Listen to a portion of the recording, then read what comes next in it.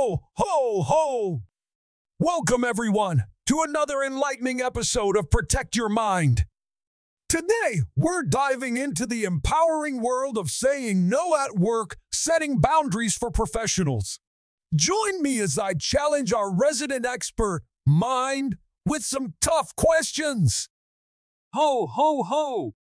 It's always a pleasure to be here, Santa. I'm ready to help our viewers master the art of saying no without feeling guilty. All right, Mind, let's start with a classic myth. Some individuals believe that saying yes to every request at work is the key to success. Is that a reality or just wishful thinking? Well, Santa, believing that saying yes to everything is the path to success is like thinking you can fit an elephant into a phone booth, impractical and uncomfortable. Saying yes to everything often leads to burnout and diminished performance. But, Mind, what can people do to strike a balance between being helpful and setting boundaries? Santa, it's like juggling. Prioritize tasks, assess your workload realistically, and learn to say no gracefully when you're stretched too thin. Remember, quality often trumps quantity. Now, Mind, let's talk about the fear of missing out, also known as FOMO. Some folks believe that saying no at work will lead to missed opportunities. Is that a myth or a reality? Santa, thinking that saying no will cause missed opportunities is like believing you can catch all the stars in the sky. Opportunities will always be there, but your time and energy are finite resources. Saying no can actually help you focus on the right opportunities. But, Mind, what can people do to overcome their FOMO and confidently say no? Santa, it's like decluttering your closet. Prioritize your goals, align your decisions with your values, and remind yourself that saying no to one thing often means saying yes to something more important. Mind, let's tackle the issue of guilt when saying no at work. Some individuals feel guilty or worry about disappointing others. Is that a myth or a reality? It's more of a reality, Santa.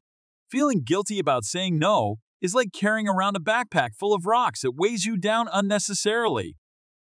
It's essential to remember that setting boundaries is an act of self-care, not selfishness. But, Mind, what can people do to manage their guilt when saying no? Santa, it's like finding the right recipe. Practice assertiveness, communicate your reasons kindly but firmly, and remind yourself that you're not responsible for everyone else's happiness. All right, Mind, here's one for you. Some folks worry that saying no might harm their reputation at work. Is that a myth or a reality? Santa, thinking that saying no will harm your reputation is like thinking a single raindrop can flood a town. In fact, setting boundaries can earn you respect by showing that you value time and expertise. But, Mind, what can people do to maintain a positive reputation while saying no? Santa, it's like building a sandcastle. Communicate your no with professionalism and empathy. Offer alternative solutions if possible, and let your consistency and reliability speak for themselves. Mind, let's discuss the art of saying no effectively. Some individuals struggle with finding the right words or tone. Is that a myth or a reality? It's more of a reality, Santa. Artfully saying no is like mastering a musical instrument. It takes practice. It's essential to be clear, concise, and respectful when declining requests. But, Mind, what can people do to improve their no game and make it less stressful? Santa, it's like rehearsing for a play. Prepare your response in advance, use statements to express your feelings, and offer an alternative when possible. Remember, practice makes perfect. Well, Mind, you've certainly given us some valuable insights into the power of saying no at work.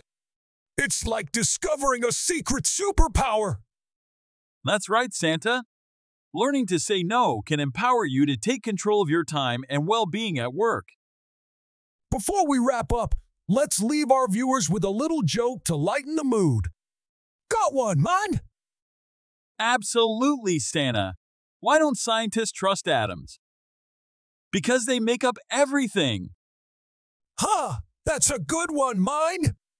Thank you for joining us on this enlightening and entertaining journey through setting boundaries at work. Until next time, remember, saying no is a superpower that can help you thrive in your professional life.